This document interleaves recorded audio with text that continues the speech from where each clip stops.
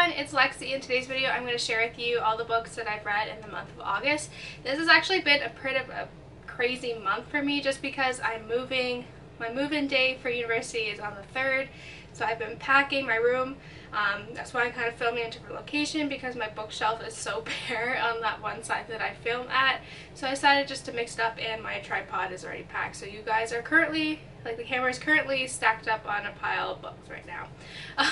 So yeah, like, I would really appreciate it if you go and check out my vlog channel. It's linked down below, and I've been kind of vlogging this whole entire process, and you get to see Tucker, my dog, in there, makes an appearance. I just gave him a bath right now before this, so if I look a little bit disheveled, that's because he does not like having a bath. And yeah, I'll be doing Vlogtober and Vlogmas and all that stuff and random stuff. I get to do a meet and greet with Kelsey Ballerini in a few weeks. I go to the Dixie Chicks concert, and then I get a meet and greet with Chloe Kelly in October. So, like, if you want to see all that stuff, please check out my vlog channel. It'd mean the world to me. Yeah, so without further ado, let's get started. Last month I did, like, I think I read like 8 books last month. I was so good. I was like on top of everything, but this month I think just because it's been so hectic, I haven't been reading a lot. Yeah, so I'm currently reading one book that'll probably be featured in my September wrap up just because I don't want to have to worry about it. I'll probably finish it before I leave, but fingers crossed, who knows.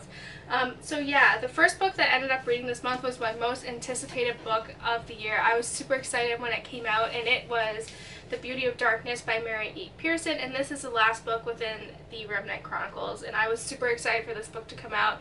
I was very pleased with how it ended. So for those of you who aren't familiar with the plot, it's basically about a princess named Leah who, on her wedding day, she kind of runs away with her friends because it was an arranged marriage and she didn't want to be forced into something. She wanted to make her own decisions.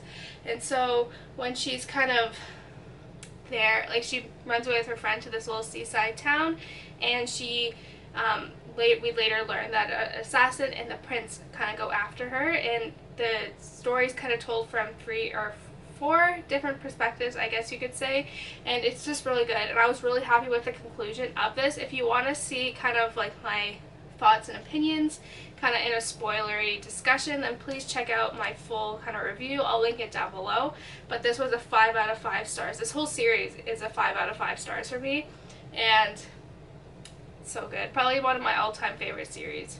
Next is another book that I was really excited to read, but I was actually really disappointed with it, and it was Harry Potter and the Cursed Child by J.K. Rowling.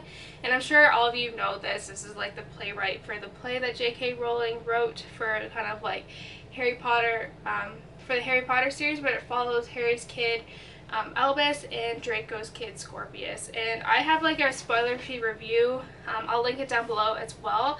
But this I was really disappointed in. I gave it like 2.5 stars, being generous. The only parts that I liked about this were kind of seeing Harry, Ron, and Hermione, and like all of them kind of interact as adults. Like, it was kind of weird to talk about because I know one part Ron's talking about how every time he sits down he makes like an oof noise, and it was just kind of neat to see that. But I didn't really care much for Albus and Scorpius. I didn't really like them as a character. I didn't find them likable, and they kind of meddle with the story that we all know and love. So for me, the Harry Potter series ends with the Deathly Hallows. This is more like a fan fiction kind of extra that is not within my Harry Potter world.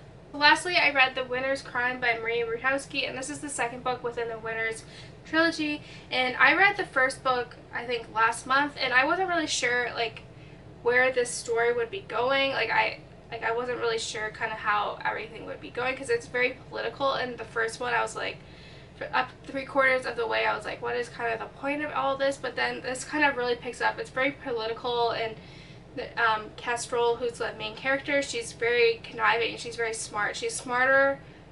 She's always one step ahead of someone, and I like that. She's very kind of different from what we typically see in YA. She's not physically strong. She's not good with a blade and all that, but she is very smart. She has a sharp mind.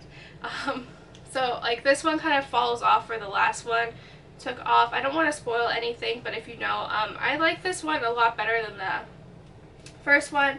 I gave it like a 3.54 stars. Like towards the end it really picked up, and I'm currently reading The Winter's Crime right now, and yeah, I'm about halfway through. Yeah, I've been on it for like 2 weeks. I've been in a bit of a reading slump, so that one will be featured in my September wrap up. So yeah, so that's it guys. I hope you enjoyed this video. Please go check out my vlog channel. Please subscribe. It would really make my day. And so yeah, don't forget to give this video a thumbs up, and I'll see you next time. Bye guys.